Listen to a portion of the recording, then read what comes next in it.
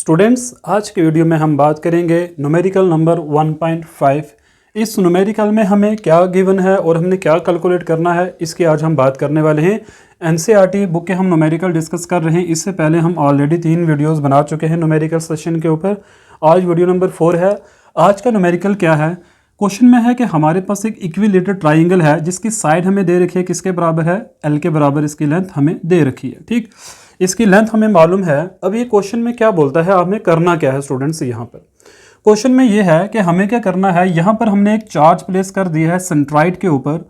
मतलब ये है कि ये जो ट्राइंगल का पॉइंट ओ है, इसका नाम दिया गया सेंट्राइड नाम दिया गया है। मतलब ये वो पॉइंट है जहाँ ये 3 मीडियन आपस में क्या करेंगे, इंटरसेक्ट करेंगे इसको। ठीक, ये जैसे कि हमारे पास एक मीडियन आ गया, ए डी आ गया। ठीक है, इस तरीके से यहाँ से मीडियन होगा एंड यहाँ से भी क्या होगा, हमारे पास एक मीडियन होगा। ठीक, अब हमने करना क्या है, यहाँ सेंटर के ऊपर एक पॉजिटिव चार्ज Q को प्लेस कर दिया।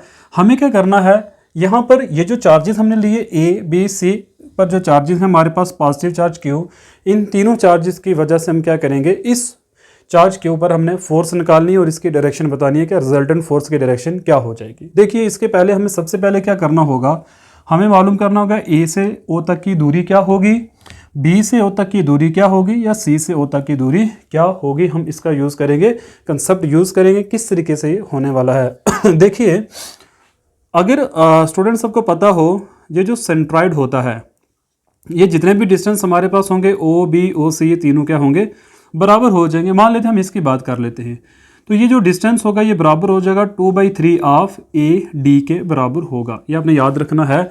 ये जो पार्ट होगा हमारे पास OD, जो पार्ट बचेगा ना, आपने याद रखना ये होगा 1/3 AD होगा। तो यहाँ से यहाँ तक की जो दूरी है ये हो जाएगी 2/3 AD के बराबर हो जाएगी। अब हमें क्या करना है, यहाँ पर AD की लेंथ को मालूम करना है कि AD की लेंथ किसके बराबर हो जाएगी। यहाँ से देखिए, अगर हम बात करें यहाँ पर ABD हमारे पास एक राइट ट्राइंगल है और यहाँ पर देखिए, यहाँ पर जो एंगल क्रिएट हुआ स्टूडेंट्स, वो कितना हुआ, 60 डिग्री का एंगल यहाँ पर क्रिएट हुआ। यहाँ से यहाँ तक हमें साइड पता है, ये साइड यहाँ से यहाँ तक कितनी होगी, L/2 के बराबर। पूरी अगर L है तो ये वाली कितनी होगी, L/2 के बराबर होगी। देखिए, अब हम इसी कंसेप्ट का यूज़ करके क्या करेंगे, AD की वैल्यू को हम कैलकुलेट कर लेंगे।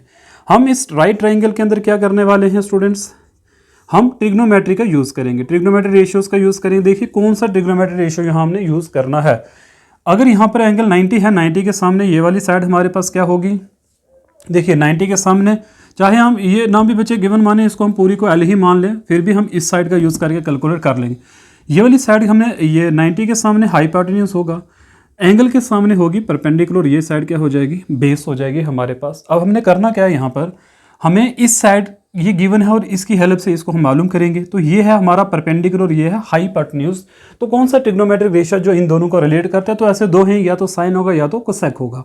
तो हम साइन का यूज़ करेंगे, साइन ऑफ 60 डिग्री, क्योंकि एंगल तो 60 है, तो बराबर होगा AD/AB के बराबर हो जाएगा। तो यहाँ से AD किसके बराबर आ जाएगा, AD बराबर आ जाएगा AB इंटू साइन 60 डिग्री हो जाएगा। देखिए, ऐसा हम क्यों कर रहे हैं, बिकॉज जब मैं इस चार्ज की वजह से यहाँ पे फोर्स निकालूंगा तो मुझे यहाँ से यहाँ तक की दूरी को तो चाहिए होगी, डिस्टेंस तो मालूम है होगा, क्योंकि कूलम्ब्स लॉ क्या कहता है, यहाँ पे बता देता हूँ आपको।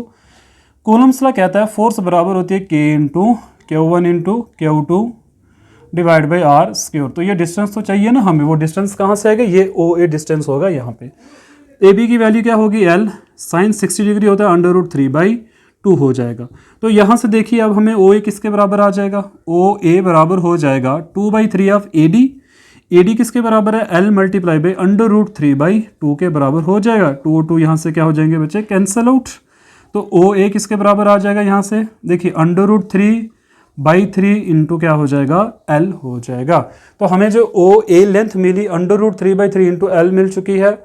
इसी तरीके से जो OB होगा, एक कंसेप्ट यहाँ पर और आता है, अगर आप वो वाला यूज़ यहाँ पर करो, अगर हम रेशनलाइज कर दें इसको, रेशनलाइज मतलब √3 से मल्टीप्लाई भी और √3 से अगर हम क्या कर दें, डिवाइड कर दें, तो क्या हो जाएगा, देखिए √3 को √3 से करेंगे तो रूट और रूट कैंसिल होकर क्या बचेगा, 3, और डिवाइड में क्या आ जाएगा, ये भी √3 है, तो आ जाएगा 3 इंटू √3 और यहाँ पर आ जाएगा L, और ये कैंसिल हो जाएंगे। तो हमारे कितना आ जाएगा 1/√3 इंटू एल आ जाएगा। देखिए मुश्किल यही था, बस इसके बाद क्वेश्चन बहुत ही आसान हो जाएगा।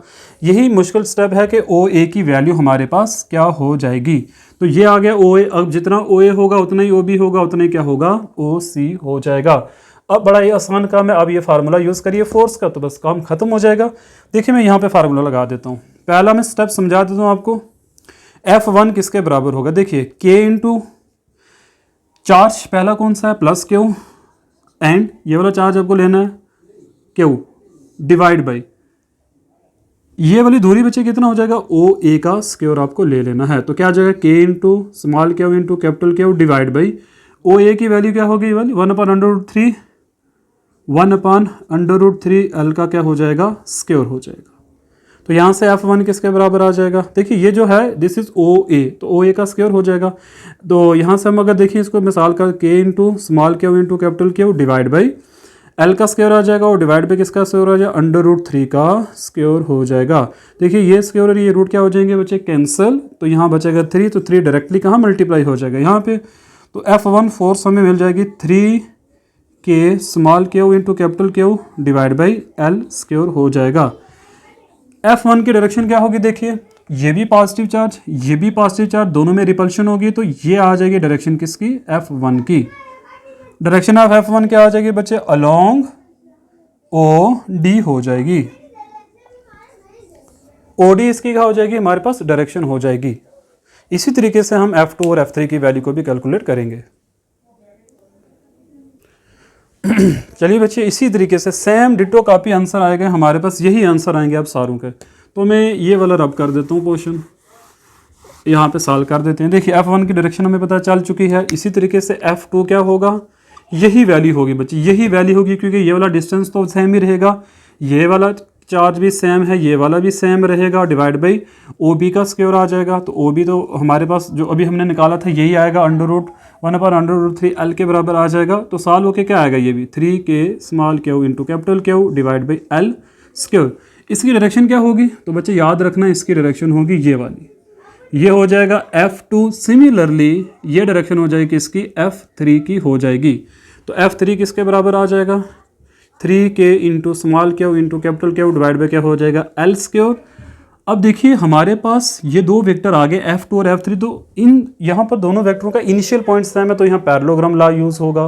पैरेललोग्राम लॉ ये कहता है जहाँ पर दोनों इनिशियल वेक्टर जुड़ते हैं जो इनका डायगोनल होगा, दिस इज द डायगोनल, तो इन दोनों का जो रिजल्टेंट आएगा वो आएगा F4 आ जाएगा। क्या आ जाएगा F4, इन दोनों का रिजल्टेंट हो जाएगा, तो ये डायरेक्शन हो जाएगी रिजल्टेंट की हमारे पास F4 इस डायरेक्शन में हो जाएगा। ठीक, तो देखिए F4 जो आया वो क्या चीज़ आई है हमारे पास, F2 एंड F3 का क्या आएगा बच्चे रिजल्टेंट आ जाएगा। अब हम ये रिजल्टेंट कैसे कैलकुलेट करते हैं, इसका भी तरीका है हमारे पास। देखिए यहाँ इन दोनों के बीच का जो एंगल होगा वो कितना होगा, उसका भी आपने देख लेना बच्चे। अगर ये वाला एंगल 60 है पूरा, तो ये 30 हो जाएगा, ये भी कितना हो जाएगा 30 हो जाएगा। तो अब ये एंगल भी 60 डिग्री के बराबर ही होगा।